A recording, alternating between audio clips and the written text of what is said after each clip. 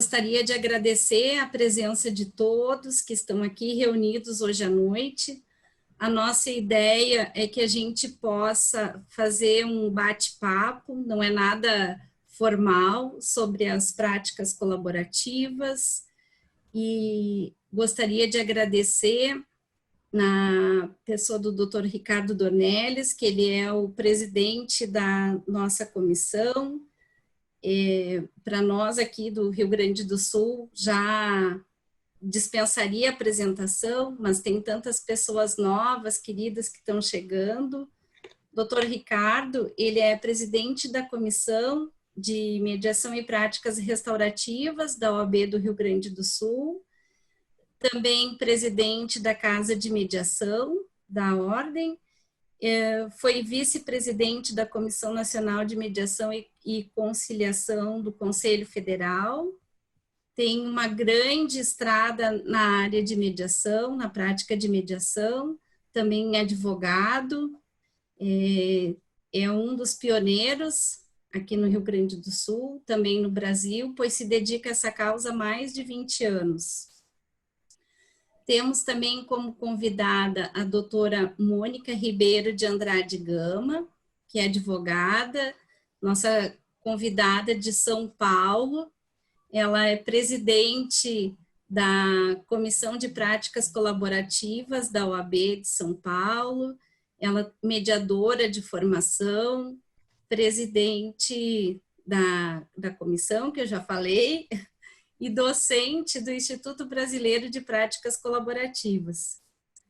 Também temos a nossa querida Mônica Lobo, que é psicóloga, mediadora, especialista em terapia familiar sistêmica, docente do Instituto Brasileiro de Práticas Colaborativas, que está aqui para nos esclarecer um pouquinho como é que o advogado pode trabalhar de uma forma interdisciplinar com um profissional da área de saúde mental. Nós que somos advogados, que a gente está vivendo nessa pandemia do Covid-19, e muitas causas estão surgindo cada vez mais, o advogado e a relação que ele tem com seu cliente, às vezes, acaba acontecendo que a gente tem que servir um pouco de psicólogo, né? E, no entanto, nós somos advogados e não somos psicólogos. E quanto ter, então, um profissional, né, dessa área da saúde mental, dando apoio, o quanto pode ser benéfico dentro desse procedimento para a solução de conflitos, né, que tanto tem assolado e se agravado ainda mais com a pandemia. Eu não vou tomar muito a fala para aproveitar o tempo com essas pessoas que são maravilhosas, que têm já um notório saber reconhecido no Brasil inteiro. Então, passo a palavra à doutora Mônica Ribeiro de Andrade Gama para nos contar um pouquinho a respeito da advocacia colaborativa, como é que os advogados podem estar realizando esse trabalho, então, de uma forma mais em harmonia, uma forma mais saudável. Muito obrigada, Grazi. Queria agradecer, em primeiro lugar, a OAB do Rio Grande do Sul, na pessoa hoje do presidente da comissão, Dr. Ricardo Dornelles, e ao querido e gentil convite da Graziella, minha companheira de comissão da OAB de São Paulo. Apesar da distância de Porto Alegre e São Paulo, hoje as distâncias estão encurtadas, né? Estamos aqui reunidas do Brasil inteiro, e acho que isso é o ponto bom que a gente está trazendo desse momento pandêmico, né? Estamos com as distâncias encurtadas aí. Então, muito obrigada, Grazi, por esse convite, muito obrigada, Ricardo, por estar cedendo esse espaço aí para a gente dentro da sua comissão, e cedendo esse espaço principalmente definitivo para o nosso estudo de práticas colaborativas na pessoa da Graziella, que é uma pessoa extremamente competente, que está com a gente de corpo e alma dentro do Comitê de Ética lá do Instituto, na nossa comissão de São Paulo, eu participo ativamente. Obrigada mesmo, Ricardo. Queria agradecer também a toda a secretaria, ao pessoal da OAB do Rio Grande do Sul, as pessoas que estão com a gente também no Comitê de Ética, que estão aqui presentes, a Marilene, deve ter mais gente aí presente, a Valéria Pinto, mais gente que está aqui com certeza. Não vou citar todo mundo, que eu vou, com certeza, deixar de mencionar alguém. Estou citando a Marilene, que eu estou vendo o rostinho dela aqui. Estamos falando na casa do advogado, né, gente? Então, vamos começar pelo advogado, né? E vamos começar falando da importância que a gente está tendo, principalmente nesse momento. Vamos falar de como é importante a gente pensar no nosso papel. A gente está falando de mudança cultural. A gente está falando de mudança cultural que vem vindo ao longo dos anos e que vinha sendo estampada ao longo de décadas, de anos, e que hoje está sendo estampada ao longo de dias. A gente não sabe como é que é o dia de amanhã. A gente fala de volta de aulas em maio, falamos de volta de aulas em junho, em julho, agosto já estamos falando em setembro e, quiçá, ano que vem. A gente fala de provas que vão acontecer num dia, meu filho entra no dia seguinte e fala, mãe, a prova que ia acontecer semana que vem não vai acontecer mais. Estava falando com meu sobrinho que estava talvez fazendo vestibular online, me explicando como é que são as regras do vestibular online, tudo muito diferente, tudo muito maluco, né? E a gente que está antenada e tomando contato com essa nova realidade, mesmo assim a gente ainda se espanta com algumas novas tecnologias e temos que se adaptar minuto a minuto e segundo a segundo. A gente está falando de mudanças paradigmáticas que não acontecem mais de um dia para o outro, acontecem a todo minuto. A gente está falando de responsabilidades que se aumentam, de pessoas que têm que lidar com pessoas, de pessoas que têm que lidar com conflitos, com novas ideias e com novos paradigmas que mudam a todo segundo.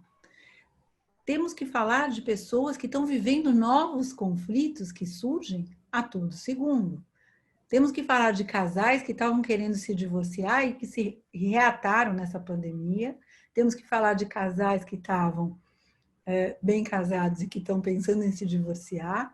No nosso grupo de práticas colaborativas, tivemos um depoimento aí da nossa querida Sandra Bayer, que foi quem me introduziu no mercado e no mundo das práticas colaborativas, de casais que estavam quase se divorciando e que procuraram ela para um divórcio e que estão fazendo terapia familiar, assim como vimos casais que estavam namorando e quiseram casar no meio da pandemia e que vieram morar juntos porque para evitar o vai e vem de casas.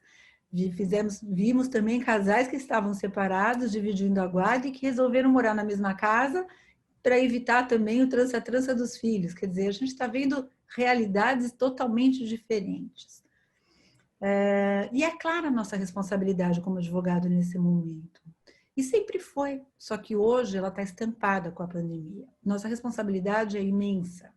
E óbvio que a nossa responsabilidade, assim como a responsabilidade das nossas queridas profissionais de saúde mental que estão do nosso lado e que eu, assim, amo trabalhar com elas, é enorme também. Mas dos advogados é infinitamente maior, porque as terapeutas elas são procuradas, as profissionais de saúde mental elas são procuradas já com o intuito de lidar, de salvar, de lidar com esse viés do psicológico. Nós, advogados, nós somos procurados normalmente para dissolver um conflito, para dissolver uma solução, uma união, para dissolver um casamento, ou mesmo para lidar com um conflito de uma sucessão, de um inventário, ou de lidar com um testamento de uma pessoa que está vulnerável no momento que ela está com medo de pegar um Covid e de falecer. Quer dizer, a gente está sempre lidando com um momento de vulnerabilidade grande,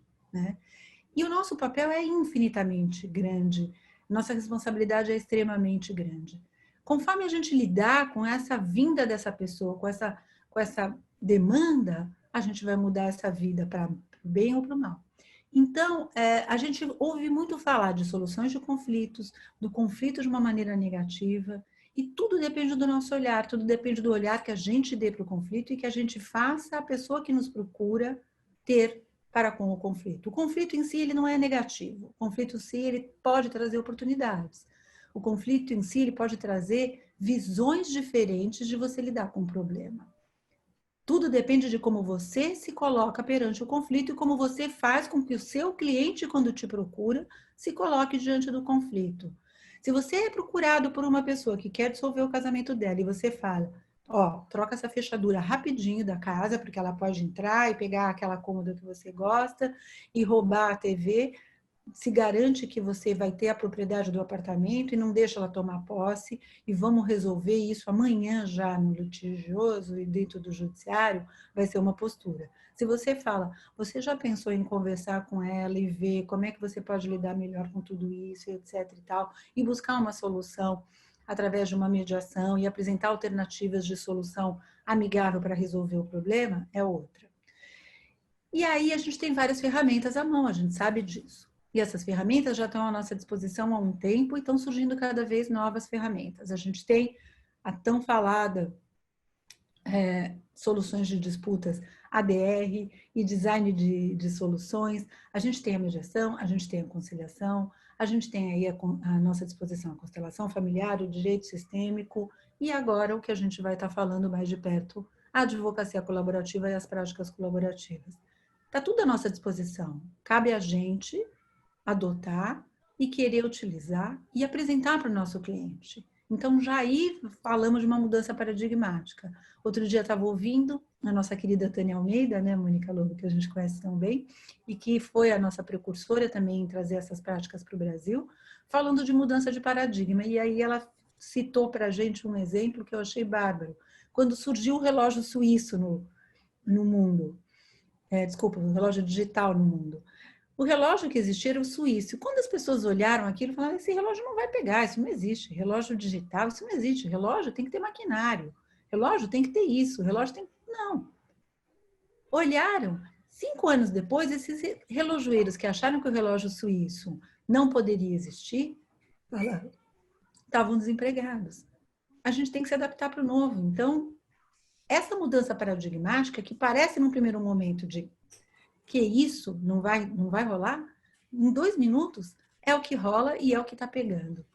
Então, essa mudança paradigmática hoje, com todas as ferramentas que a gente tem à disposição, ela traz essa questão da gestão do conflito adequada a cada necessidade, cada interesse de cada cliente que você recebe no teu escritório. E você, é sua obrigação, na Inglaterra, isso dá até um problema na ética, junto à OAB de lá, se você não apresenta para o seu cliente quais são as diversas modalidades que ele tem para resolver o problema dele. Ele tem que resolver, você tem que apresentar para o seu cliente quais são as maneiras que ele tem.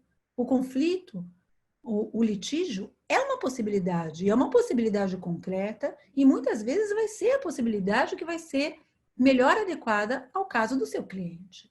Quando existe um problema muito grave, de um perfil fraudador, ou um perfil de violência doméstica irremediável, existem casos onde a mediação ou a prática colaborativa ou outro perfil mais conciliador ou de mediação não vai caber. Mas você tem que apresentar a gama de soluções para o seu cliente e, junto com ele, ajudá-lo a procurar o melhor método para ele. Este é o perfil do novo advogado, esse é o perfil do advogado que sabe trabalhar de uma forma interdisciplinar. Esse é o perfil do advogado do futuro, esse é o perfil do advogado que a OAB cada vez mais está se abrindo para ter. Crítica zero ao judiciário e ao perfil do conflito encarado do ponto de vista judicial e do ponto de vista do litígio. Ele sempre vai ter seu espaço e a sua função, mas a gente tem que se abrir para o novo e se abrir para as outras possibilidades também, de acordo com aquele caso concreto ou daquela demanda daquele cliente. E para isso a gente tem que ouvir nosso cliente. E aí uma ferramenta em comum da advocacia colaborativa ou da advocacia nova com a mediação é a escuta ativa. É você ouvir do seu cliente o que ele precisa para você poder oferecer para ele o que ele realmente necessita naquele momento. É a mediação? É a prática colaborativa? É a conciliação? É uma arbitragem? O que que é que ele precisa naquele momento? E aí, em cima de valores do seu cliente e seus, você vai poder oferecer a melhor solução para ele. Ele vai precisar de uma solução que ofereça liberdade, criatividade, flexibilidade, inovação. Ele vai precisar de uma solução que precisa de uma medida urgente e rápida. Ele vai precisar de uma medida judiciária rapidamente. Tudo isso vai ser levado em conta. E se ele precisar de uma medida que eventualmente encaixe o papel de uma mediação ou um papel de uma advocacia colaborativa, como a gente vai estar falando rapidamente, você pode oferecer e explicar para ele o que ele pode esperar de uma advocacia colaborativa, de uma advocacia não litigante, que é o que a gente também está trazendo um pouquinho para vocês conhecerem.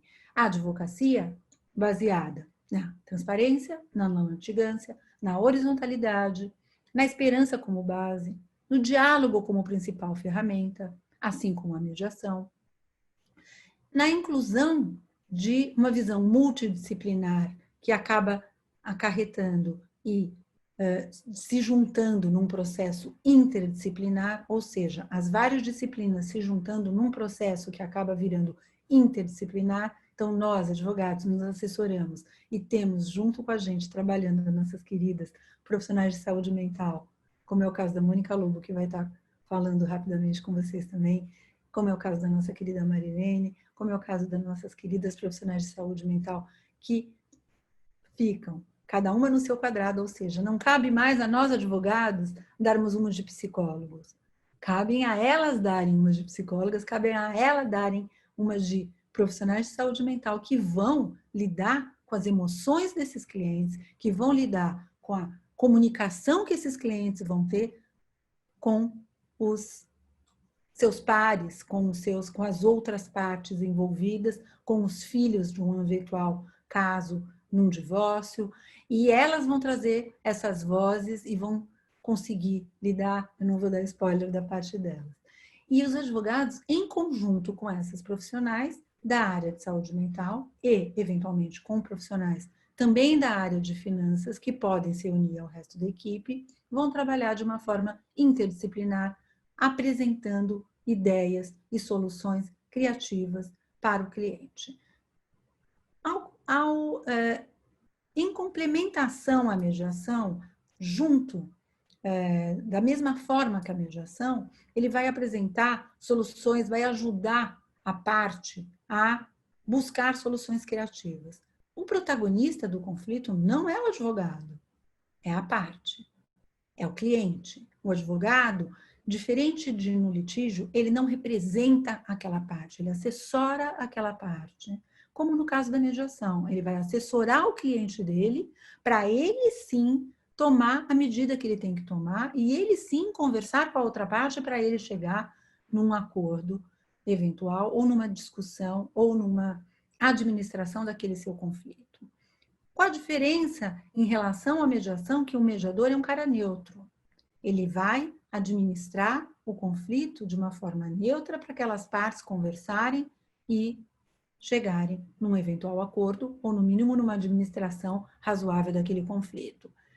O advogado colaborativo, não. É um advogado para cada lado. Ele vai conversar, os advogados em conjunto, assessorando seus clientes com o auxílio dessa equipe de profissionais de saúde mental e, eventualmente, de finanças, vão juntos tentar formar um bolo maior para tentar que esses clientes busquem em conjunto com esses profissionais, com o assessoramento desses profissionais, uma solução de benefício mútuo que seja melhor. Então, com esse olhar disciplinar, com essa visão sistêmica que a Mônica vai explicar um pouquinho para vocês, com o diálogo, transparência, dando voz a esse cliente, vai se chegar nisso. A resolução, a ideia é muito mais ampla, é uma solução muito mais humana, muito mais duradoura. A ideia de que o acordo seja duradouro e surja das partes e seja cumprido é muito maior, como é no caso da mediação, porque aquilo surgiu delas, aquilo foi uma ideia delas e aquilo vai ter uma possibilidade muito mais ampla de execução. Elas mesmas vão estar execução no bom sentido, né? De ser executada no bom sentido. O tripé é a transparência, portanto, a não litigância, porque os advogados formam uma dupla trabalhando em conjunto com um termo de participação. Não vamos a litígio. Ou seja, caso aquelas partes resolvam ir para o judiciário para resolver aquelas questões, eles abrem mão daqueles advogados, abrem mão daquela equipe para buscarem outros advogados, ou até a própria equipe pode indicar outro profissional, mas aquela equipe não vai, nem os advogados, nem os profissionais de saúde mental, nem os financistas que estiverem envolvidos vão para o litígio, nem como assessores, nem como testemunhas, nem como nada, nem como profissionais assistentes técnicos, nem nada.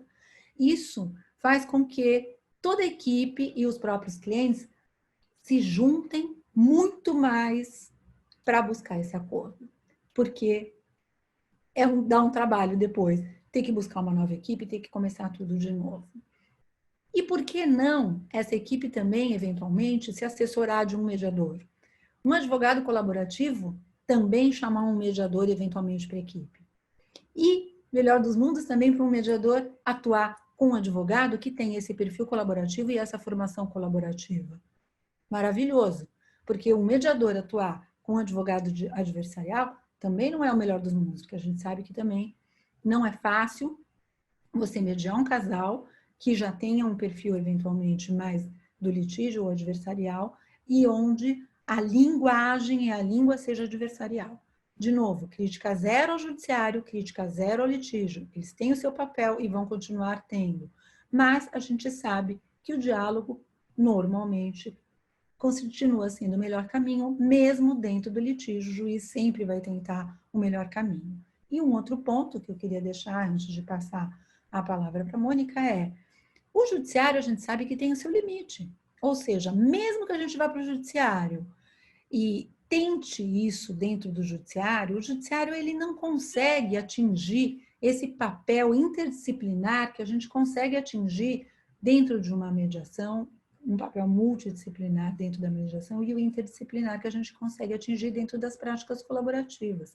Porque dentro das práticas colaborativas, a gente trabalhando em conjunto com esses profissionais de saúde mental, por exemplo, ou mesmo com o profissional da área de finanças, a gente senta, a gente conversa, os profissionais de saúde mental conversam com os clientes com esses profissionais, os profissionais conversam entre si, isso tudo é lidado. Os profissionais de saúde mental vão preparar esses clientes para poder conversar com esses advogados, os clientes conversarem entre si. Tem toda uma dança que é feita dentre os profissionais e as partes para poderem trabalhar em conjunto e chegarem nessa solução desse conflito ou, no mínimo, numa administração saudável desse conflito. Então, isso faz com que as partes lidem de uma forma saudável, lidem com respeito, existem regras a serem cumpridas, e isso faz com que as partes realmente tenham aquele conflito abordado com essa visão interdisciplinar. O que o judiciário, por mais que tente, não consegue. Por quê? Por mais que o juiz tenha esse perfil de ter essa visão interdisciplinar, de querer buscar da perita ou do assistente técnico que atue, ou mesmo dos advogados, essa visão mais conjunta, as visões são instantes, quer dizer, a perita vai ouvir, o juiz vai ouvir, o promotor vai ouvir, mas junto todo mundo conversando, é muito difícil da gente ter. Então, o judiciário tem o seu limite, e esse limite ficou ainda mais estampado com a pandemia, onde vários processos estão parando na hora que tem a perícia, onde vários processos estão parando na hora da audiência de instrução. Hoje eu vi um depoimento de uma advogada que vários clientes dela que estavam no litígio recuaram quando o juiz falou: não podemos fazer perícia, vamos parar o processo. E aí o processo ficou parado 5 meses, esses clientes falaram: então vamos tentar uma outra solução. Então, o judiciário tem o seu limite também. Então, às vezes não é nenhuma crítica, mas é enxergar a limitação que o próprio judiciário tem. Então, é isso que nós, né, estamos conseguindo fazer e trabalhando lado a lado, dando espaço para todos, acho que não cabe aqui a gente falar muito de como é a história, essas práticas surgiram nos Estados Unidos, através de um advogado que trouxe isso, né, mudando um pouco esse perfil adversarial. No Brasil surgiu em 2011, através das mãos da Olivia e da Tânia, que trouxeram isso um pouco para o Brasil, da Fernanda, inclusive, que era uma advogada que veio para o Brasil, e a gente continuou estudando e agora isso se tornou cada vez mais realidade no Brasil. Temos capacitado vários profissionais dentro do Instituto Brasileiro de Práticas Colaborativas. Tenho o prazer de dar aula dentro do Instituto com a querida Mônica Lopo, que vai falar um pouquinho para vocês e complementar um pouquinho aí da minha fala desse novo paradigma aí. O advogado, então, funciona como um mentor do processo, no sentido de orientar a parte jurídica e ajudar as partes a entender os seus interesses por trás das posições jurídicas, interesses jurídicos, as leis, a lei como guia, ele vai ajudar como mentor e como guia jurídico, mas o trabalho, a riqueza do trabalho de enxergar os interesses e as emoções e ajudar a enxergar essas diversas emoções e interesses que aparecem, que no meu ponto de vista, principalmente no âmbito familiar, 99% da questão, cabe às nossas queridas profissionais de saúde mental, a quem eu deixo a palavra, Mônica Lobo. Obrigada. Mônica, não, eu só trago a seguinte questão, assim, ó, que muitas vezes a gente pega clientes que eles necessitam dialogar entre si, né? E aí tem colegas, advogados que trazem, não, meu cliente ele não quer falar, porque justamente se ele falar, se ele for conversar, aí sim que vai dar briga, né? Então, de fato, quer falar por porque às ele, vezes... né? A gente quer falar por ele, eles que têm que falar por eles, né? Então, muitas vezes a gente acaba fazendo, fora das práticas colaborativas, reuniões que a parte ela não tem fala, que quem fala são os advogados. E como isso muitas vezes causa um reducionismo em relação às possibilidades de acordo que se teriam, das soluções criativas que poderiam surgir, né? Deles Então, mesmos, né?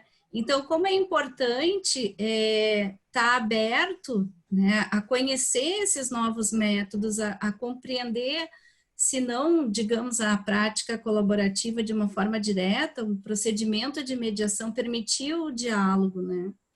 E em casos assim, o quão é importante também o papel do psicólogo, para poder justamente trabalhar essas questões emocionais e viabilizar que as partes tenham uma conversa, que muitas vezes nem chega a acontecer diante dessa animosidade. Então, que é preciso essas emoções que estão tão exaltadas, e que muitas vezes são justamente as emoções que impedem que se chegue ao acordo, né? Que se chegue a algo que fique uma ideia boa para ambas as partes. Muitas vezes até se tivesse a oportunidade de diálogo e verificar quais são os verdadeiros interesses, não ficar preso às posições, poderia-se ter decisões benéficas que fossem para atender os interesses de ambas as partes de uma forma plena, né? E da Então, família como um todo, principalmente. E além disso, né, Mônica, em relação à questão do tempo, que é outro aspecto importante, quanto tempo demora um processo judicial, né? E a gente fica numa pauta que não é da nossa agenda ou da agenda do cliente, a gente fica preso à agenda do juiz, por exemplo. E então isso é um outro aspecto da vantagem que se tem da gente ter esse controle. E também uma outra questão que eu acho que é muito salutar e importante é que as partes, elas podem fazer o seu acordo sob medida, né? Checando, fazendo teste de realidade, que muitas vezes uma sentença de um juiz o que ele sentencia não se coaduna com a realidade, o interesse daquela parte que está envolvida, né? Então, isso possibilita as práticas colaborativas uma forma, assim, muito rica de que o que foi acordado efetivamente vá ser cumprido. E sem falar que, em termos, assim, de colega para colega, de advogado para advogado, como é bom, como é gostoso quando tu está desenvolvendo um trabalho com outro profissional, outro colega que está também trabalhando com essa mesma filosofia, que quer buscar o diálogo e o entendimento. Que muitas vezes é assim, ah, não, eu vou ajuizar a demanda, eu vou ajuizar a demanda, a gente nem consegue ter esse diálogo. E como flui, né? A gente se realiza também profissionalmente, né? Pela A questão gente de enxerga estar no outro advogado, né? numa energia de trabalho gostosa, assim, o trabalho ele não fica com aquela carga, ai, não, vou ter que falar, enfim, né? Então, eu queria agradecer, né, pela tua fala, nós vamos continuar esse diálogo. Eu vou passar a palavra à Mônica Lobo, que é a nossa psicóloga. A Mônica, ela tinha um compromisso hoje e ela desmarcou esse compromisso, transferiu para mais tarde, especialmente para aceitar o nosso convite aqui. Então, muito me honra a sua presença aqui. E eu digo já que ela vai sair às 19h30, então é em virtude de que ela vai ter esse outro compromisso. Então, Mônica, muito obrigada mais uma vez pela Imagina, tua imagina, participação. Graziela. Queria agradecer o convite, né, do Sul, uma dupla gratidão. Primeiro pelos gatos que sempre me receberam muito bem, tive ótimas experiências, adoro Porto Alegre, adoro Gramado, adoro o Sul, e sempre que eu vou, eu conheço pessoas novas, faço queridas amizades e duradouras, então é um lugar que me é muito caro, assim, que me acolhe sempre muito bem. A segunda questão, que eu acho muito curioso, e eu falo quando eu estou, às vezes, dando outras palestras, é que eu tinha para advogados antigamente. Eu sou terapeuta de família e casal, e toda vez que eu ia estar com um casal num processo de litígio, o que acontecia? Na hora que eu achava que as partes, os clientes, estavam conseguindo encontrar alguma coisa viável de ser mantida a separação, advogados, de alguma maneira, de um lado ou de outro, discordavam. E com uma fala da Graziela agora importante, que é no processo não colaborativo, processo tradicional de divórcio, as partes, né, são assessoradas pelo advogado e, muitas vezes, influenciadas pelos advogados. Então, como se assim o acordo que eles iam buscar, ou que eles tinham consciência, talvez não fosse muito comum. E aí os advogados, sem olhar aspectos emocionais de um ou de outro, ou dos filhos, acabavam sugerindo que eles tomassem as decisões. Porque, baseado dentro desse antagonismo, dessa ruptura, parecia que uma parte tinha que ganhar da outra, ou pelo menos um advogado tinha que ser o mais bem-sucedido, atender melhor os interesses dos seus clientes. Quando, do ponto de vista psicológico, os interesses dos clientes, sistemicamente, olhando pelo ângulo do o que os dois, de alguma maneira, construir, o ideal é que conseguissem sair, basicamente, minimamente atendidos. Então, um processo onde as partes, o casal pudesse protagonizar a sua própria separação, no meu vista como terapeuta, é real. Quando eu encontro as práticas colaborativas, é como diria, é a sopa no mel, né? Eu encontrei uma cultura alguma maneira, ia ao encontro do meu ponto de vista e do ponto de vista psicológico do que seria uma separação, vamos dizer, que preservasse o casal e, principalmente, que preservasse os filhos. Eu costumo dizer que o verbo casar, separar, é um verbo reflexivo. Então, padre é o único sacramento da Igreja Católica, não sei como é que é nas outras religiões, que quem se casa são os noivos. O padre abençoa a relação, né? A separação é o casal que está se separando. Não tem, o juiz não, ele formaliza aquela separação, mas a separação é do casal. Então, com a chegada das práticas colaborativas, o que eu acho que fez uma grande diferença é que os protagonistas desse processo é tal que está ali. E os advogados vão ajudá-los a conseguir construir essa separação da melhor forma possível. E aí entra o profissional de saúde, que dentro dessa visão que veio com as práticas colaborativas, montou uma equipe onde os advogados, com a ajuda de profissionais de saúde e de o que nós chamamos de neutro financeiro, vão ajudar esse casal a conseguir resolver tanto questões legais, que cabem ao advogado, quanto as questões emocionais, porque um divórcio é um processo, antes de tudo, emocional, e as questões financeiras que estão envolvidas ali.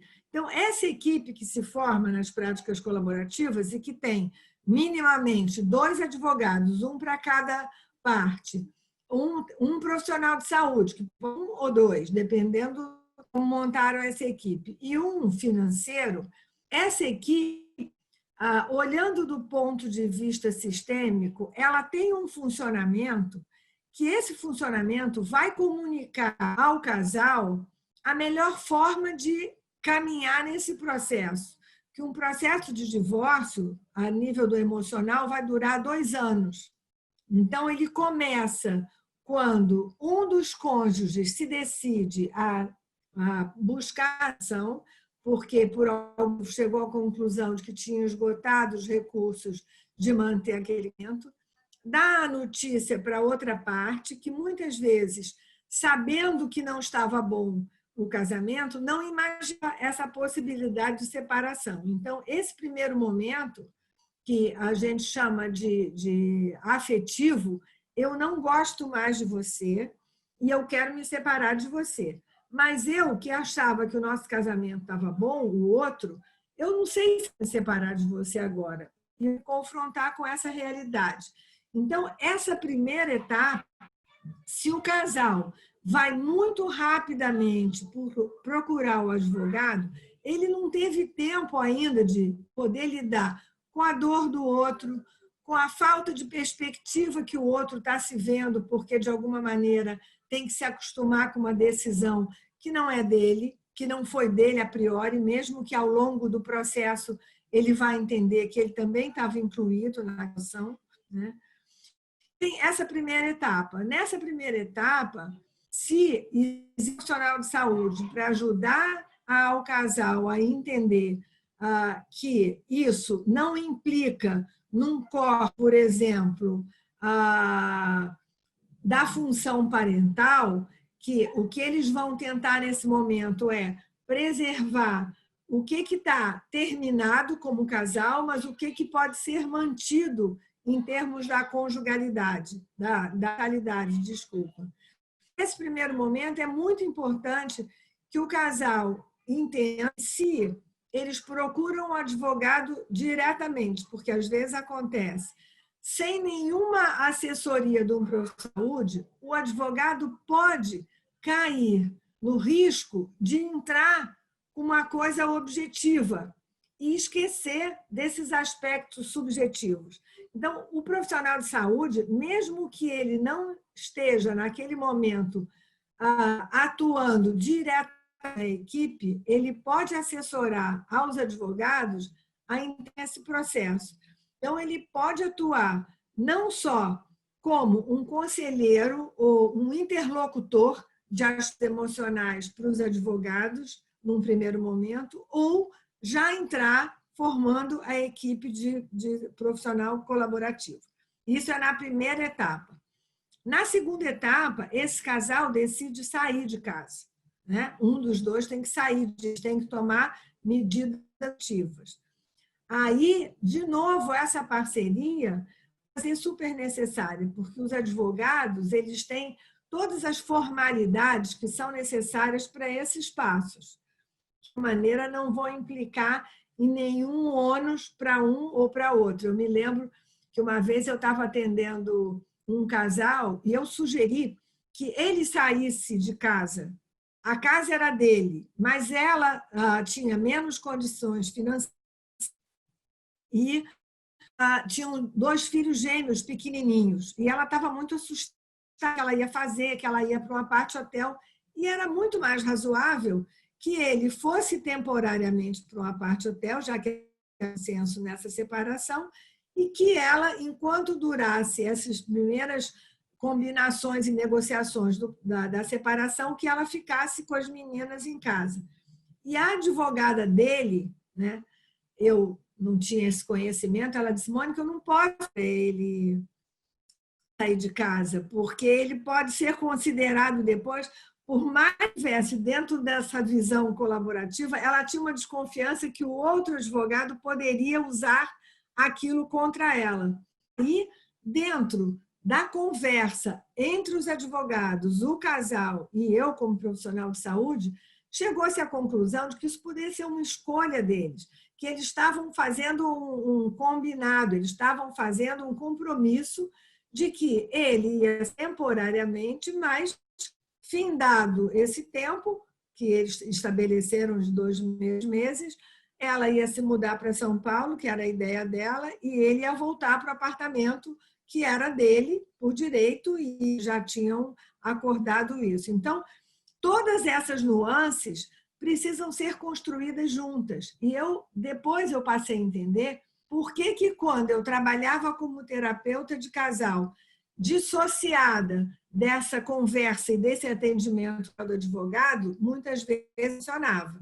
E eu, como uma terapeuta sistêmica, eu conheço que tinha uma parcela minha, que eu também não ouvia qual era o ponto de vista dos advogados. Eu ia trabalhando na direção que eu achava melhor e tinham outras variáveis, que eram as variáveis legais, que obviamente interfeririam naquilo. Então, esse é a segunda etapa, né? A primeira é emocional, a segunda quando sai de casa, a terceira é a legal propriamente dita. Essa parte, se as duas forem bem trabalhadas pelo profissional de saúde e a troca com os advogados, essa terceira vai acontecer já muito mais leve e muito mais fluida, porque o casal já discutiu anteriormente todos os pontos que podiam ser, alguém falou ali, vão sendo eliminados os pontos de maior convergência e vão sendo dados para o final os pontos de atrito, onde nessa fase faz-se o acordo, geralmente é nesse terceiro momento do casal, né? Não estou falando do processo das práticas, não, do processo emocional de um divórcio. O quarto momento é a ruptura das relações familiares, entre aspas, porque, embora parece que legalmente sogro nunca deixa de ser sogro, a funcionalidade daquele sogro, aquela ex-nora ou ex tem que se modificar em termos de relação, porque senão vai fazer um ruído para os filhos e para os próximos cônjuges que entrarem naquela relação. E o último é o social, que a gente diz que aí é quando o casal já está confortável na nova vida e que, de alguma maneira, conseguem estabelecer uma outra relação mais funcional e mais amigável, já com outros vínculos, porque perderam, né, dependência emocional. Eu faço uma diferença. No início do processo de divórcio, há uma ruptura afetiva. Eu deixo de gostar do outro. No final, eu aprendi a viver sozinha. Eu consegui não depender mais emocionalmente. Não é ele que leva meu carro na mecânica, não sou eu que vou resolver se a gaveta dele está com as camisas arrumadas ou não. Cada um vai conseguir dar conta da vida de uma forma independente. Então, muitos casais demoram nessa ruptura na relação porque as dependências emocionais são muito grandes. Então, esse é um dos papéis importantes que se acontece do profissional de saúde no processo da separação em parceria com os advogados. O outro papel que também é importante, a terapia sistêmica, e de alguma maneira o profissional de saúde precisa ter essa visão sistêmica, ela vê o agrupamento humano, ou todo o grupo, ou toda a relação, uma via de mão dupla. Então, enquanto equipe, e aqui é um outro cuidado do profissional de saúde, enquanto equipe, os advogados, o financeiro e o próprio profissional de saúde, assim como o casal, formam um sistema. Esse sistema se influencia e é influenciado mutuamente. Então, é muito importante que a gente cuide de todas as partes que estão participando. Cada uma dessas partes tem histórias diferentes, estão vivendo momentos do ciclo vital diferentes, então trazem lentes diferentes. Então, alguém precisa cuidar que esse time, né, tenha uma fluidez, tenha um encaixe. O exemplo que a gente dá sempre é como se fosse uma equipe médica. Todos têm o seu papel. O advogado, eu diria que é o cirurgião, que vai fazer, na verdade, um corte maior. Mas precisa-se de anestesista, precisa-se de instrumentadora, precisa-se até da pessoa que limpa a sala e esteriliza para garantir que não tem nenhum problema ali que possa infectar. Então, ter a equipe enquanto uma equipe funcional é o papel que cabe também ao profissional de saúde ajudar a essa equipe a ser funcional. Não sei, basicamente, Graziela, era um pouco o que eu queria compartilhar com vocês. Se tem alguma pergunta, se você gostaria de... Eu não consegui falar e ver o chat ao mesmo tempo. Então, se alguém tem alguma questão, alguma pergunta, eu vou adorar responder.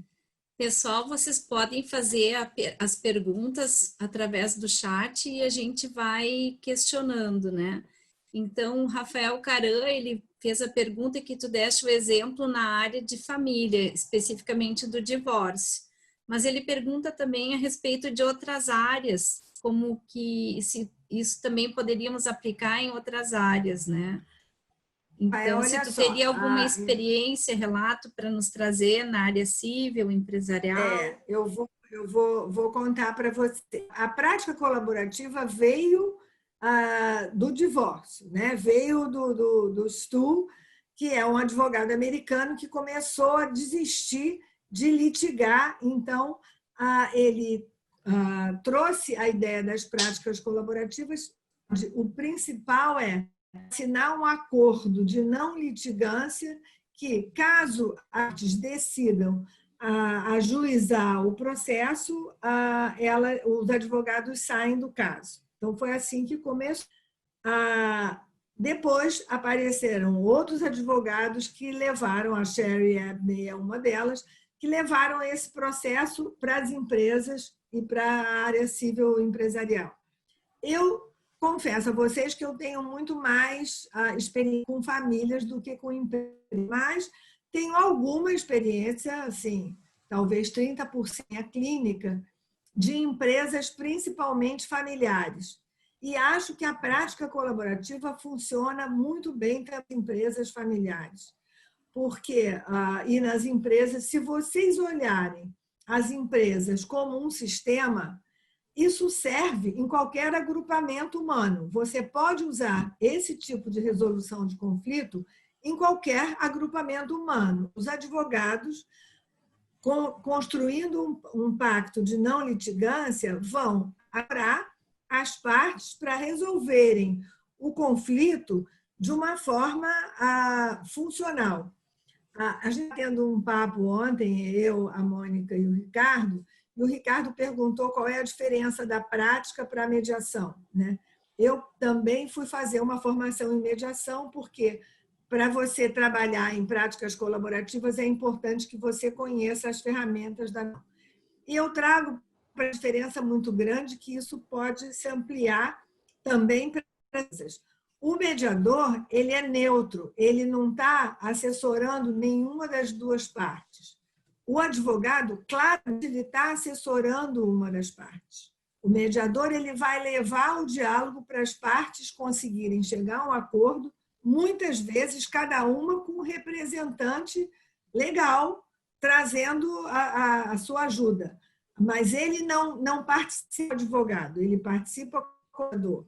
Mesmo que tenha um psicólogo mediador, advogado mediador, eles não estão fazendo uma prática colaborativa, eles são mediadores e eles estão ali numa posição de neutralidade, facilitando o diálogo e ajudando a construção do acordo.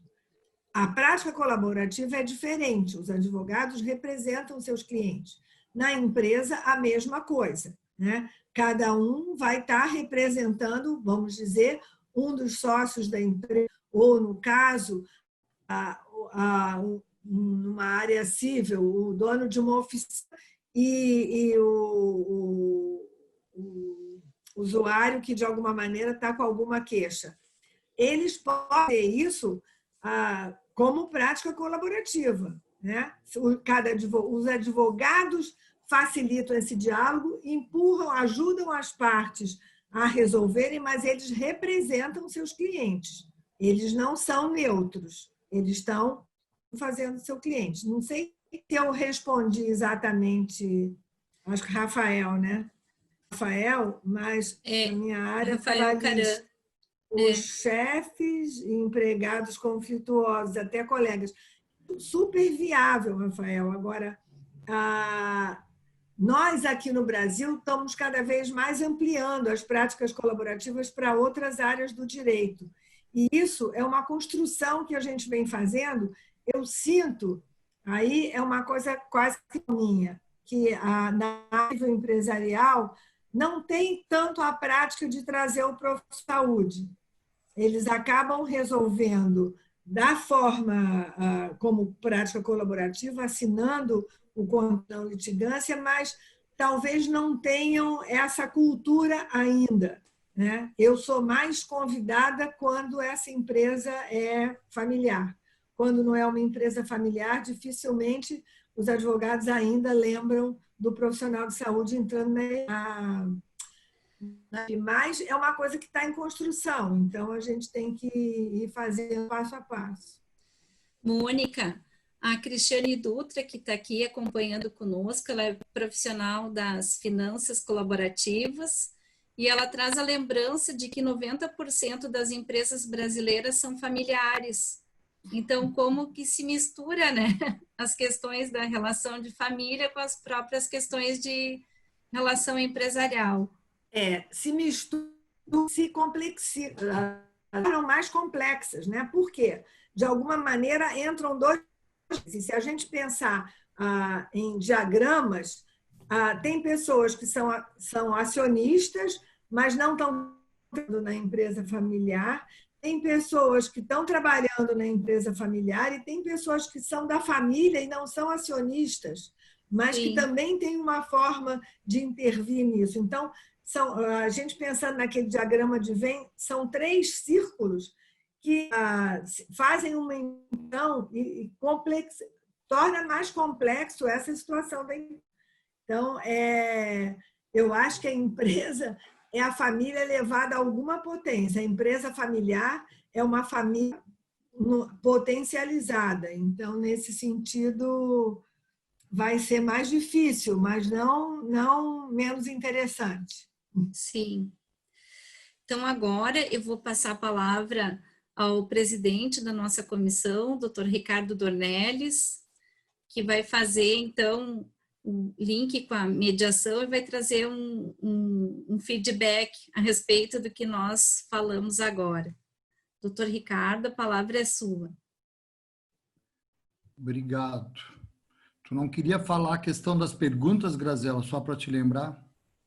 Sim, eu falei que o chat está aberto para que sejam feitas as perguntas. Daí, conforme vão aparecendo, eu vi que a Mônica Ribeiro de Andrade Gama já deu algumas respostas. Eu trouxe algumas perguntas para os palestrantes.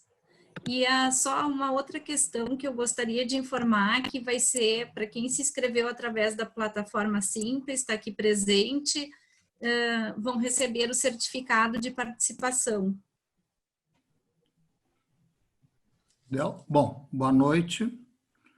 Uma grande satisfação estar aqui, né, revendo tantos colegas, amigos aqui, parceiros, né, e receber a Mônica Gama e a Mônica Lobo nesse nosso evento, né, de práticas colaborativas, idealizado pela Graziela, que é uma guerreira, né, tanto na área da mediação, e nossa secretária-geral da comissão, onde realmente tem colocado em prática, né, com os grupos, debates e eventos dentro dessa temática da advocacia colaborativa.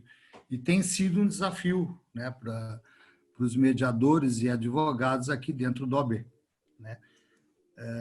Então, me ficou, né, conforme as Mônicas, né, na nossa longa conversa ontem à noite, de alguns questionamentos provocativos que eu fiz. Pessoal, vocês não sabem, mas a videoconferência foi ontem à noite, preparando para hoje.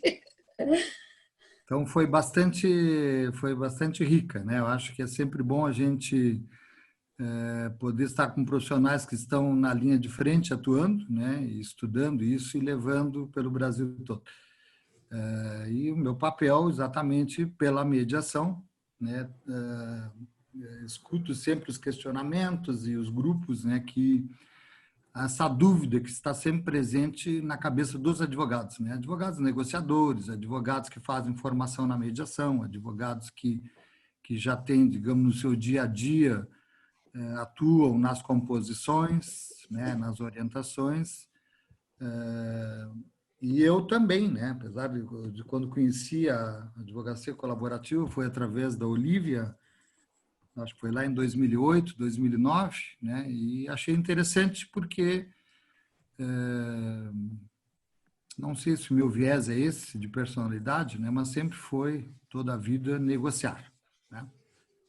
E claro que a estrutura da advocacia colaborativa, eu acho que ela é muito propícia, né? Mesmo quando somos mediadores, quando somos advogados, né, negociadores e que temos esse espírito, né, cooperativo, a estrutura da advocacia colaborativa, com essa visão interdisciplinar, ela propicia, principalmente nesses casos de família, como falaram aqui, né, essa questão desse tipo de conflito de carga emocional profunda, que às vezes o mediador, por mais conhecimento que ele tenha, nós sabemos que o profissional da saúde mental é o profissional que vai poder agir efetivamente, né, e pode auxiliar.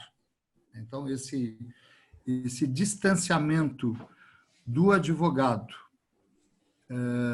que é o profissional de confiança, e por maior experiência que ele tenha, este envolvimento de carga emocional, ele, no momento que estamos atuando, ele é profundo, né, e às vezes ele também cria certas limitações na atuação do advogado. Então, acho que o trazer os profissionais... Ontem eu conversava com as colegas e até comentava, bom, advogados, sem serem colaborativos, usam a estrutura de outros profissionais. Mas esta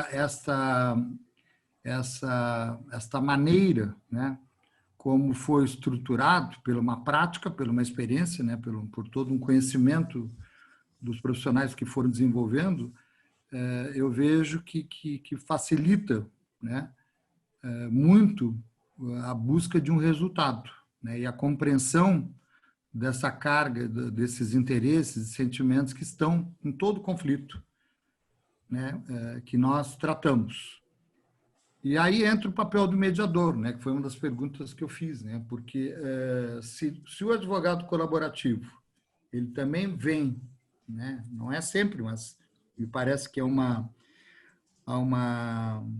um caminho de preferência para pessoas com formação em mediação busquem, né, a advocacia colaborativa e vice-versa.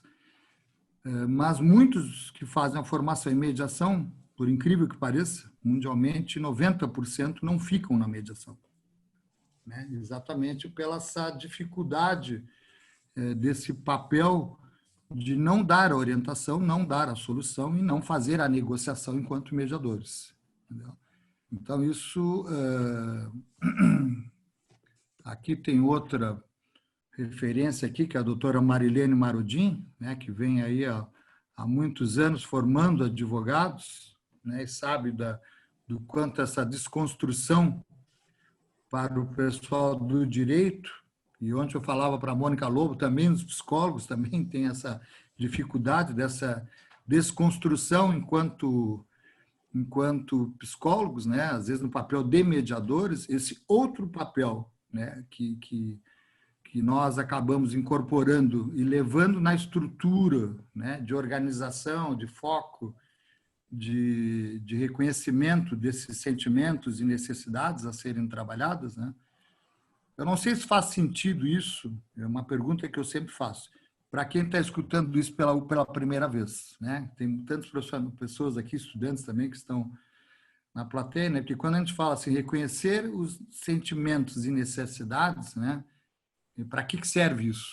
Né? Como serve isso para o profissional que lida com o conflito? Né? Mas, por incrível que pareça, é onde dá confusão, né?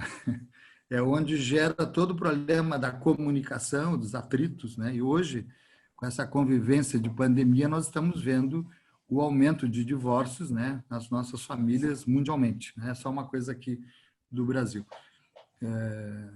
Pelos problemas que não estão bem resolvidos, já estavam não bem resolvidos e agora vieram florar, né? E isso a gente está vendo nas empresas. No âmbito das empresas, que acho que 80%, 90% são empresas familiares, e aqui no Rio Grande do Sul é muito forte isso, né? Quantas dissoluções e quantos problemas, né, hoje estamos enfrentando. E todo um movimento do judiciário, inclusive solicitando, né, o apoio do uso, né, da utilização desses métodos, né, no caso a mediação aqui.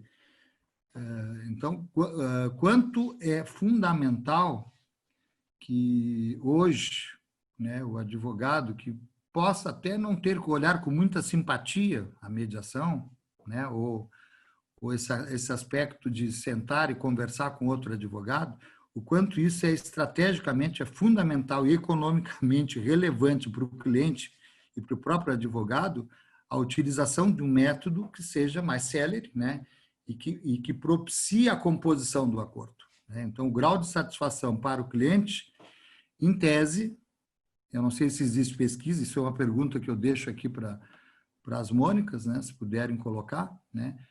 Qual é o grau de satisfação e de efetividade desses acordos, né, realizados no âmbito de advocacia colaborativa? Quanto ele se mantém? Tá?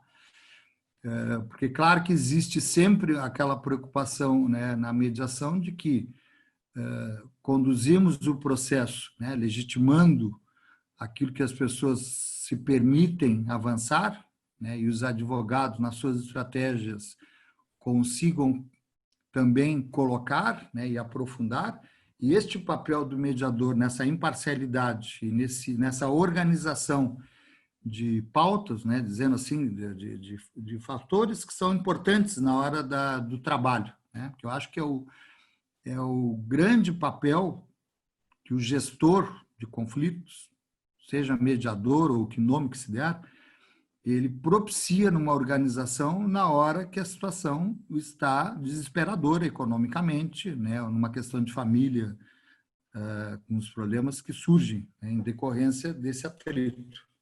Então, este profissional, junto à advocacia colaborativa, uma vez que os advogados, tendo esse perfil colaborativo, é o mundo ideal para o mediador. O mediador, eu acho que não precisa fazer muita coisa, só não pode atrapalhar ali, às vezes, o diálogo entre as partes, porque os advogados estão disponíveis, estão, digamos assim, a construção de um diálogo em busca da solução para os seus clientes. Então, esse é o ponto que eu entendo porque tanta gente da mediação vai para a advocacia colaborativa, né? Porque o advogado continua a exercer esse papel de advogado, e ele foi treinado, foi preparado na faculdade para isso, para dar orientação, defender o seu cliente, só que com um papel, né, dialogando, olhando, se colocando, inclusive, no outro lugar, né, e encontrando estratégias conjuntas de uma maneira positiva e econômica para os clientes. Então, aquele custo, quando a gente pensa que, por ter tantos profissionais, isso aparentemente seria mais oneroso, né? Ele, pela construção da solução, né, e a maneira como isso vai se dar, né, de uma maneira concreta, ele propicia um ganho para todos, né? Diferentemente, às vezes, da questão do processo, né, que o ajuizamento, por si só, ele não vai chegar, em alguns casos, né, aquele resultado tão breve como se espera, né? E também gerando, às vezes, tanto trocas de advogados ao longo do tempo. Então, claro que eu acho que é um caminhar, né? Não é por acaso que daqui dentro do OAB nós estamos em conjunto, né, dentro da própria comissão. Isso já, acho que faz uns 4, 5 anos, quando a gente começou, né, a desenvolver, porque é um trabalho conjunto, né? Ele faz muito sentido essa parceria, tá? Agora, se os advogados estão preparados e têm toda essa habilidade também na mediação, como os psicólogos, contadores, outros profissionais, claro que acredito que muitas vezes não há necessidade de usar o mediador, né? Não vejo por que usar um mediador se esse diálogo está sendo bem construído, né? Mas, em alguns momentos, pela vinculação do profissional, seja no direito, né? Vamos falar aqui do advogado, que às vezes assume aquela demanda, aquele cliente, né, com muito mais paixão do que apenas um cliente, né, mas também se coloca, sofre junto com o cliente. Às vezes a utilização desse terceiro mediador, né, ele pode auxiliar nesse distanciamento, né, pelo profissional, por algumas perguntas que nem sempre o advogado, por maior conhecedor que ele seja do seu cliente, muitas vezes a pergunta, alguns questionamentos que o mediador possa trazer, né, exatamente com o foco do seu trabalho, ele pode auxiliar nessa reflexão, tanto dos advogados como dos próprios clientes, né? Então, acho que na minha leitura, né, até de casos assim, que tive atuando, né, como mediador, em casos concretos, tu percebe exatamente como facilita, né, para o mediador o trabalho desse advogado. Mas aquele advogado que também não quer isso, ele não tem esse espírito. O espírito dele é adversarial, ele foi treinar, ele atua com isso, ele pagou a faculdade dos filhos assim, ele se construiu assim, ele até pode adoecer, né? Porque aquela carga emocional de agressividade, ela de alguma certa maneira, a gente acaba somatizando isso. E não está errado, porque a maneira dele atuar é assim, né? Esse advogado, ele também tem que ser compreendido que é a maneira dele atuar. Ele defende o seu cliente com firmeza. Agora, o papel deste terceiro, que vai auxiliar, né, a construção de soluções de uma maneira, digamos, mais objetiva, eu vejo que é um papel que o mediador pode exercer na sociedade, né? Eu estou falando aqui no mercado privado, né, extrajudicial, que é onde a advocacia colaborativa atua, né, muito bem e fortemente, né? E acho que é a predominância disso mundial.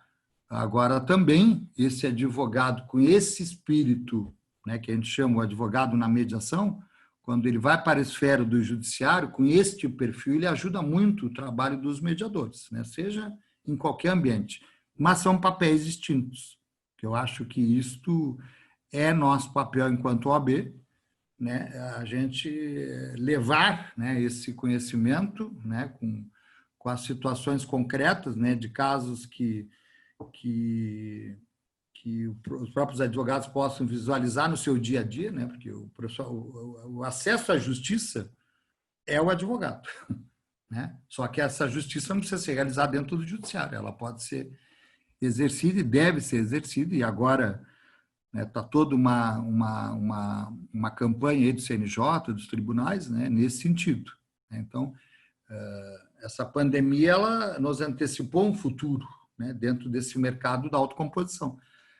E nós precisamos exatamente, a partir desses encontros, né, que nós estamos realizando, né, a Graziela, que é a nossa grande lutadora, né, e que assumiu todas essas bandeiras aqui dentro da comissão, a nossa programação exatamente, são muitos eventos até o final do ano dentro dos mais diversos cenários, né, e exatamente essa parte da advocacia colaborativa, ela se tem como objetivo esse esclarecimento, né? Porque eu acho que, eu me lembro quando iniciamos a comissão lá em 2006, 2007, eu fiz a questão de convidar os colegas que detestavam mediação, que eram contra esse tipo de coisa, né? Eu disse, o que se precisa? Conhecer, levar conhecimento, levar coisa concreta e ter uma crítica.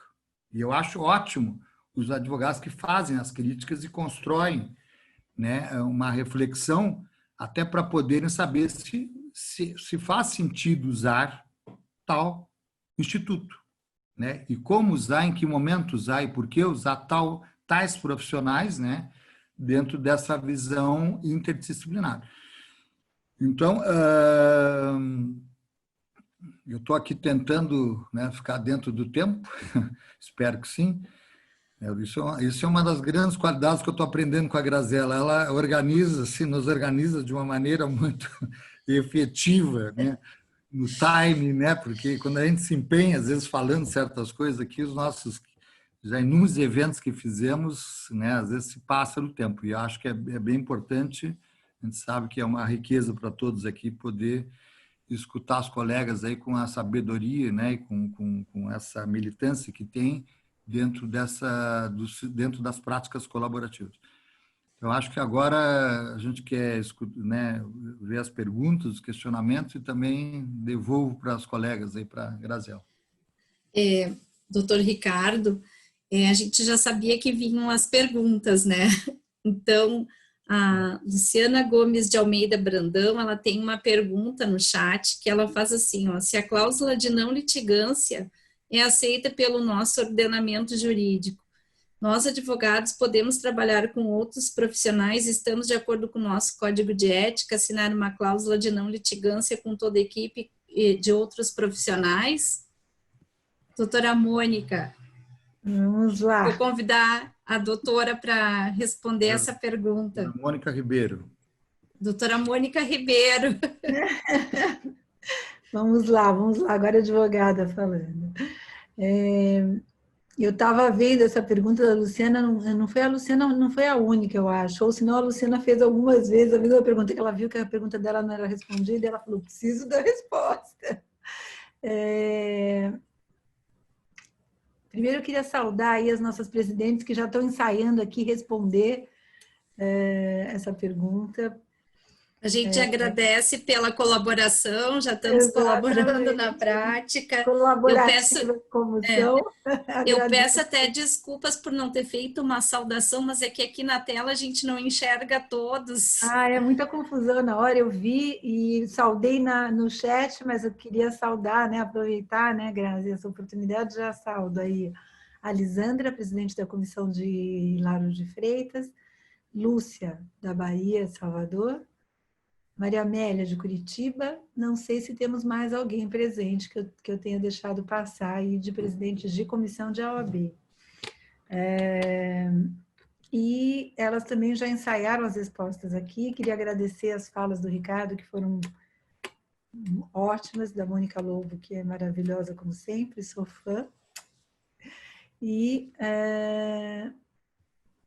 Na verdade, elas já responderam boa parte aí da questão, e eu, na verdade, já tinha visto no chat, respondi até para o Rafael a questão trabalhista, quem tem grupos de estudos já dentro da OAB São Paulo e do Rio, começando a pensar nessa questão da aplicação dentro do trabalhista. Aí tem a questão, para quem entende um pouco da parte jurídica, da hipossuficiência do trabalhador, como é que fica essa questão da hipossuficiência, porque aí não tem a questão da horizontalidade totalmente preservada, né? Porque as pessoas têm que estar mais ou menos no mesmo grau de empoderamento, que é a mesma questão em relação à mediação, né? O empoderamento tem que ser mais ou menos igual, para essas partes estarem podendo ter diálogo, né? Então, como é que fica essa questão da hipossuficiência, por exemplo, de um empregado de chão de fábrica versus ou para ter um diálogo com um presidente de uma empresa, né? Mas isso tudo está sendo conversado. Então, eles falam de eventualmente aplicar as práticas colaborativas de um grau X de supervisão para cima, porque aí já se fala um pouco mais de empoderamento e de horizontalidade nessa discussão. Isso tudo está sendo conversado e é uma coisa que está engatinhando, não sei nem se existe isso nos Estados Unidos, mas no Brasil a gente já está se adiantando. Às vezes eu acho que a gente está indo até mais rápido que eles com relação a algumas práticas cíveis empresariais e, eventualmente, nessa prática trabalhista, que eu não sei como é que está isso nos Estados Unidos, sinceramente, porque não é uma área que eu sou muito ligada, mas eu sei que existe a Ana Maria Malens no Rio e existe a Marisa aqui na comissão da OAB São Paulo, que estão estudando isso.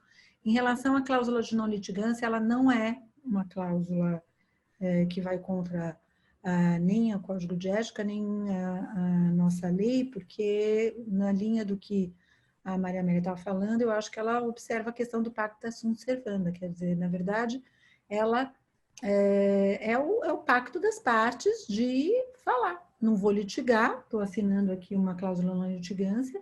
Existem pactos que são feitos entre as partes, que desde que não vá contra a lei, as partes pactuam nesse sentido. O que as partes não podem pactuar, e aí sim iria contra a lei, é que eles não vão buscar nunca o judiciário. Eles podem dizer que eles não vão buscar temporariamente o judiciário. E é isso que eles estão dizendo na advocacia colaborativa. O que eles estão dizendo é: não busco o judiciário enquanto estivermos em práticas colaborativas. Eles não estão abrindo mão do judiciário definitivamente. Caso as práticas colaborativas não cheguem aos resultados esperados, eles podem sim buscar o judiciário futuramente, abrindo mão do processo colaborativo. Então, não existe não se fere a Constituição nem o duplo grau de jurisdição. Ou seja, caso não exista uma satisfação daquela demanda na prática colaborativa, eles têm o direito e devem sim buscar os seus direitos ou numa mediação, se a prática colaborativa não der certo, por que não buscar outro método ainda conciliatório ou dialógico, que seja através da constelação familiar, através da mediação, através da arbitragem, se for uma questão econômica, ou, eventualmente, através do próprio Poder Judiciário. Em relação, tinha uma restante da pergunta que era de não ferir o Código de Ética dos dois advogados trabalhando em conjunto. Os advogados trabalham em conjunto na seguinte forma: cada advogado assessora uma parte. Eu vou defender o meu cliente, a Grazi vai defender o cliente dela. Mas a gente vai trabalhar em conjunto, em que sentido? Sentando e bolando estratégias e ideias conjuntas para resolver o problema conjunto. Como? Vendo interesses que são comuns do meu cliente, interesses que são comuns com o cliente da Grazi, e bolando como atender esses interesses comuns.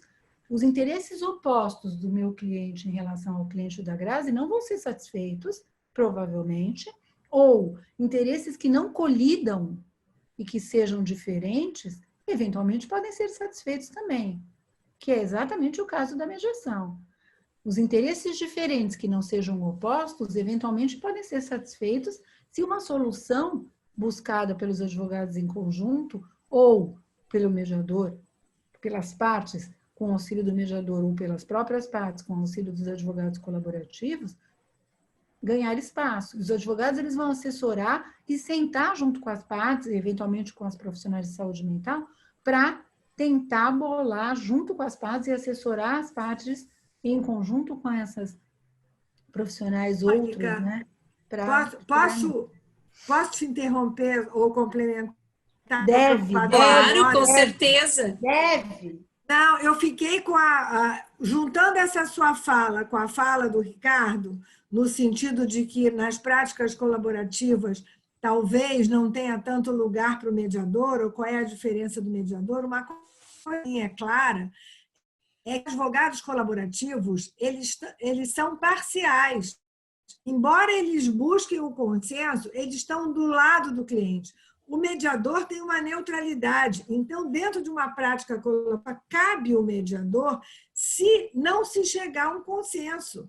E aí o mediador, com a neutralidade dele, ele vai conseguir ajudar essas partes a chegarem lá. Então, os papéis são bastante diferentes. Nesse sentido aí, tem espaço, tem lugar para todo mundo. Isso, deixa eu colocar também. Não, porque exatamente, por exemplo, na mediação, né, que não é o advogado, digamos, ele não tem essa estruturação do advogado colaborativo, muitas vezes nós encontramos advogado se colocando, inclusive, do outro lado, né, ele continua sendo parcial em relação ao seu cliente, mas ele consegue também enxergar, às vezes, questões da outra parte, sem violar a questão do Código de Ética do advogado.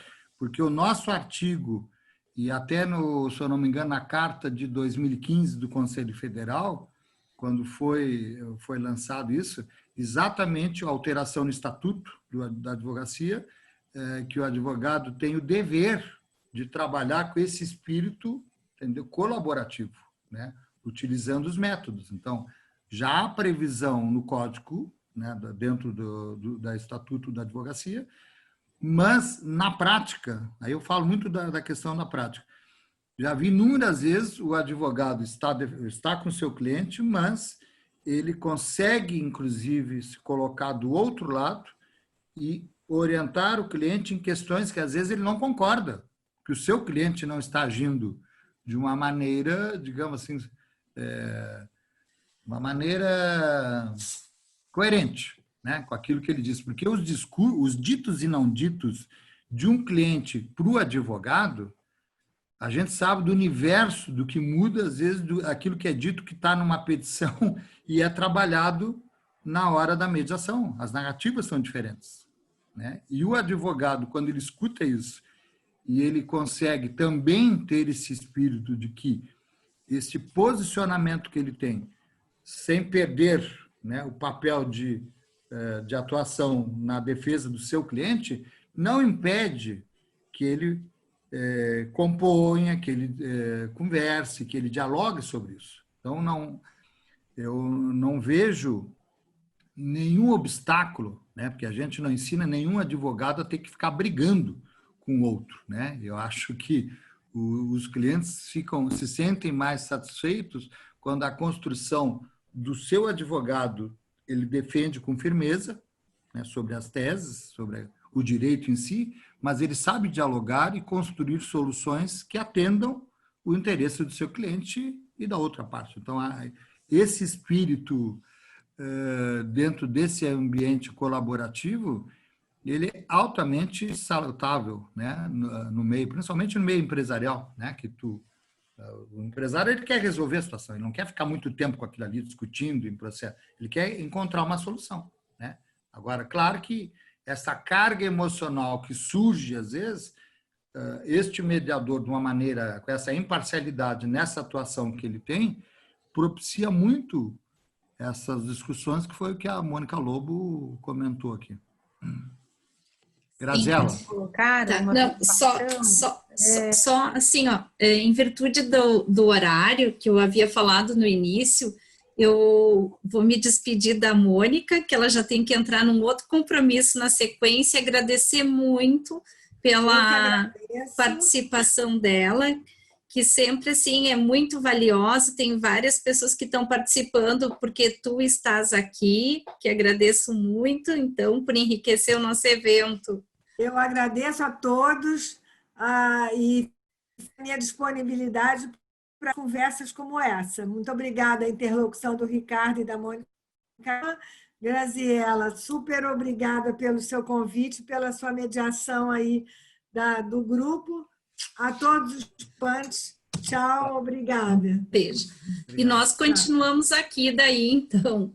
Eu, assim, ó, vi que algumas pessoas estão se retirando. Mônica, não quero cortar a tua fala e os esclarecimentos, mas eu só gostaria de fazer um anúncio de que esse assunto ele terá prosseguimento da advocacia colaborativa. Doutora Joyce está aqui presente, da Comissão Especial de Família e Sucessões.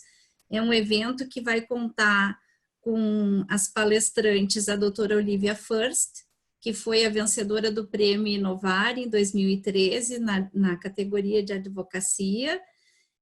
Vai promover, então, a palestra Difusão da Prática Colaborativa como método adequado de gestão de conflitos familiares e sucessórios. Também vai estar presente a advogada colaborativa Felícia Zuardi, e é um evento especial do mês do advogado e que vai acontecer justamente no dia 27, só que não de julho, mas sim 27 de agosto. Então, já deixem reservado na agenda de vocês. Doutora Mônica Gama, eu não lhe vejo aqui na tela, mas se a senhora está aí presente, por favor, a palavra é sua.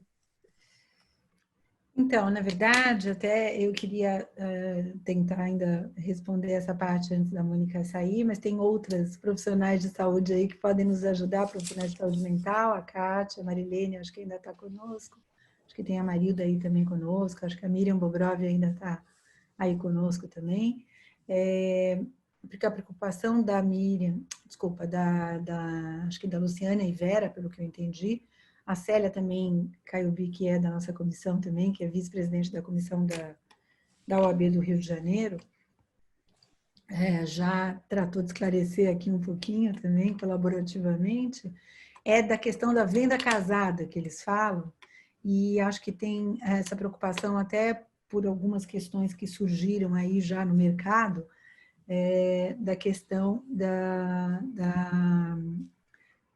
eventual venda casada, né, que eles chamam. E já aconteceu isso, não já aconteceu, vou falar de maneira leviana se eu falar isso, mas existe uma certa confusão, às vezes, de papel,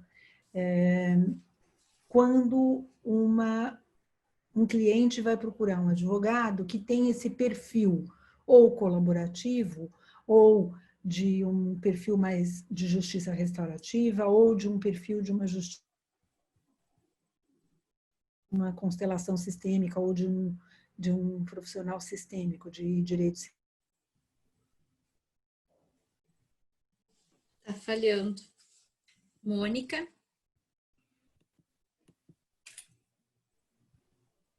Mônica? Travou? Travou. Está travando a imagem e o áudio dela. Vocês estão me ouvindo agora? Está cortando o teu áudio, Mônica. Tá ruim agora? Melhorou? Agora tá bom. Melhorou. Então, na verdade, isso tem acontecido repetidamente em alguns casos, isso a gente ouve muito, dos dois lados, tanto na área sistêmica quanto na área colaborativa, que às vezes o cliente vai procurando um advogado que seja até um meio psicólogo, ou vice-versa.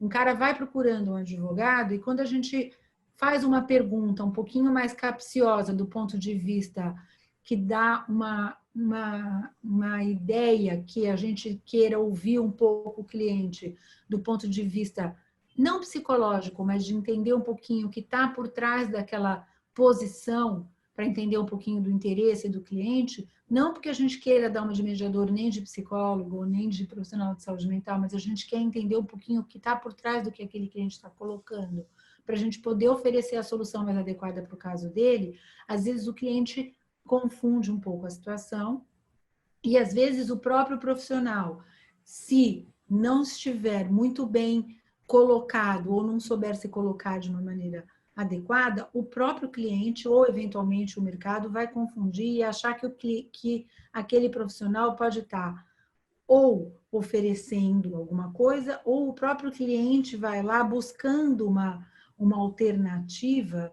que não seja ortodoxa. Então, você vai lá buscando do advogado que ele se coloque como um constelador familiar, ou que o advogado se coloque como um terapeuta, ou como um profissional de saúde mental. E eu não estou ali para ser terapeuta, nem profissional de saúde mental, nem muito menos, se eu trabalhasse no direito sistêmico, para ser uma consteladora familiar. Eu estou ali como advogada, meu papel é ser advogada. Eu posso até fazer uma ou outra pergunta, ou levar o meu cliente a uma ou outra reflexão que, de alguma maneira, esbarra nessa questão. Mas eu estou ali como advogada, e é isso que eu acho que é a grande riqueza do trabalho colaborativo. Eu estou lá como advogada parcial, que eu vou atuar como advogada, e eu vou chamar uma profissional de saúde mental quando houver necessidade de recurso do meu cliente também para isso, porque também vai envolver custos, vai envolver várias questões, e o desejo do meu cliente também em contratar essa profissional, e a gente vai juntos tentar ajudar esse cliente a lidar com isso. Não há problema nenhum, porque eu vou estar no meu papel de advogada e a profissional de saúde mental vai estar no papel dela de profissional de saúde mental. Não há uma venda casada aí. Eu vou trabalhar como advogada, a profissional de saúde mental vai trabalhar como profissional de saúde mental. Cada um no seu quadrado, ado.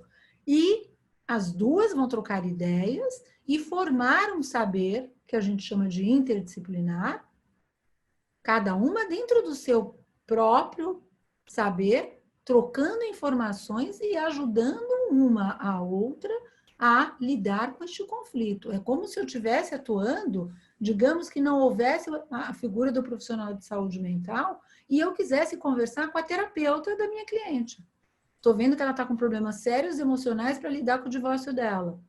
E eu estou vendo que eu não vou conseguir caminhar com esse divórcio se eu não puder que ela seja assessorada por uma profissional de saúde mental.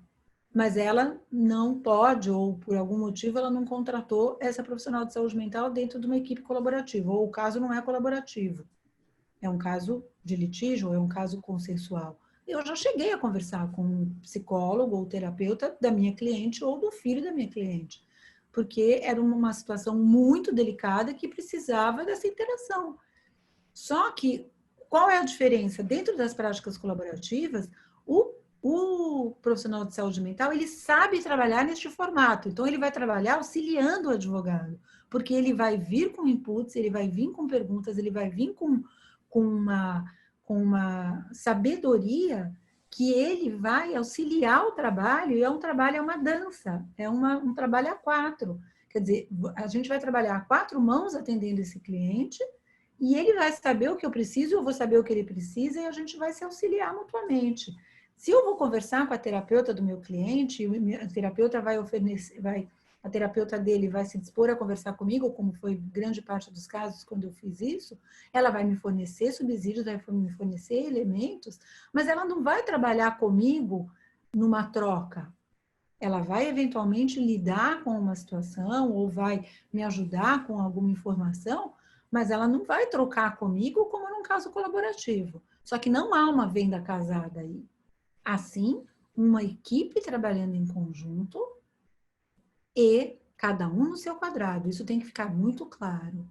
Se os preços, eventualmente, se eu chego para o meu cliente e falo, olha, eu vou oferecer o meu serviço por X, a coach, desculpa, a gente chamava esse profissional de saúde mental de coach, então às vezes eu confundo ainda o nome.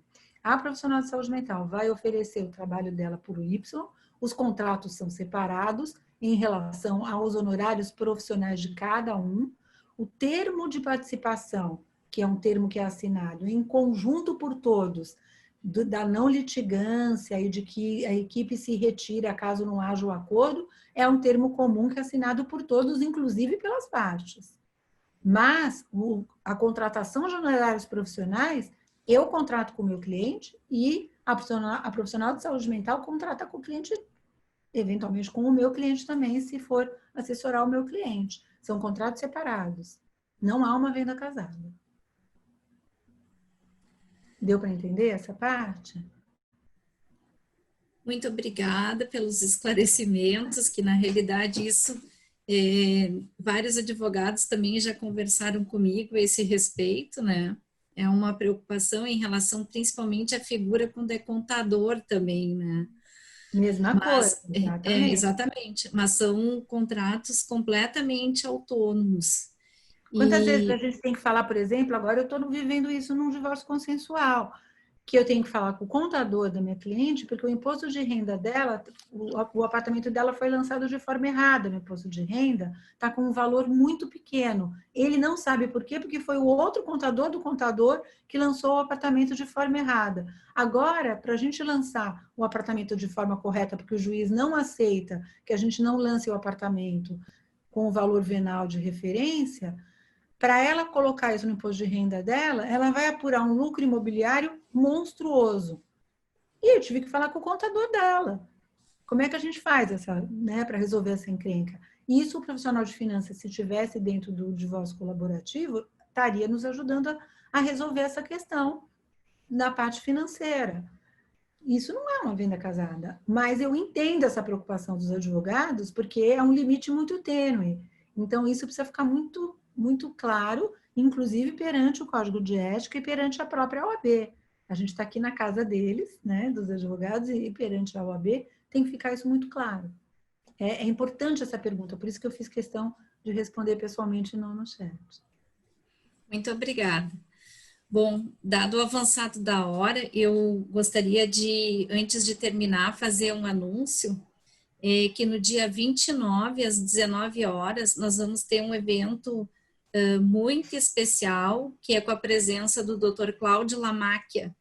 Então, nesse evento, ele vai estar trazendo o cenário da advocacia no país, vai falar também sobre a importância da mediação, e nessa ocasião nós vamos fazer o lançamento da Agenda 2020, né, com várias atividades, eventos que vão ocorrer sobre essa temática da mediação, dos métodos autocompositivos, até o final do ano. Então vai ser uma grande satisfação ter a presença de todos novamente, ainda mais com o Dr. Cláudio Lamáquia, que foi presidente da OAB nacionalmente, e a presença de vocês vai ser realmente muito importante. E finalizando, então, gostaria de agradecer ao Dr. Ricardo Dornelles por ter aberto essa porta na OAB para a advocacia colaborativa, muito importante, pela confiança que depositou para que esse evento saísse, né, assim, com uma forma esperada, tratando de questões que realmente são relevantes, que vocês trouxeram, questionamentos, para fazer com que o advogado conheça mais um método autocompositivo de solução de conflitos, evitando que tenha que recorrer ao judiciário. Não que o judiciário seja algo ruim, mas a gente tem que pensar que existem muitas demandas que não são um caso de judicialização, e que quando são judicializadas, nossos clientes saem feridos, saem machucados, e em termos de impacto social, como a nossa sociedade precisa ter maior pacificação social. Lembro também que no artigo 2º do Código de Ética da OAB fala que são deveres do advogado estimular a qualquer tempo a conciliação, a mediação entre os litigantes, prevenindo sempre que possível a instauração de litígios. Então, é algo que se coaduna perfeitamente com esse Código de Ética, né, que foi reformulado em 2015, e se nós formos ler a exposição de motivos, que eu não vou fazer ler agora, as considerações, melhor dizendo, parece que lá em 2015 já se estava prevendo que nós iríamos passar por tudo isso, né? Porque o código nos evoca a inovações, né? A necessidade de modernização, atualização das práticas colaborativas, das práticas advocatícias. Ato falho. Ato falho, né? Então, mais uma vez, boa noite a todos. Peço desculpas se eu deixei de citar alguém, mas na tela eu não consigo enxergar a todos. E minha Grazi, gratidão. eu queria fazer um último agradecimento, de novo, ao Ricardo pela oportunidade. Ricardo, eu tenho certeza que a parceria, práticas colaborativas e mediação vai ser maravilhosa. Advogados colaborativos atuando com mediadores como vocês, eu não tenho a menor dúvida que a gente vai realmente arrebentar. Então, contem com a gente e olha, um Mônica, eu que espaço quero como agradecer esse... aqui e dizer que a minha alegria, né, de estar realizando, a gente já tínhamos nos reunido em outros momentos, né, conversando exatamente, porque esse universo da OAB é um mundo complexo. Nós sabemos, né, e você que está na presidência da comissão aí em São Paulo, essa gigante São Paulo, né, que tudo, os números são sempre grandiosos, eu acho assim uma excelente parceria, né, muito bom contar com pessoas com a tua qualificação, né, e postura nesse sentido de trazer e refletirmos sobre isso, né, de uma maneira aberta.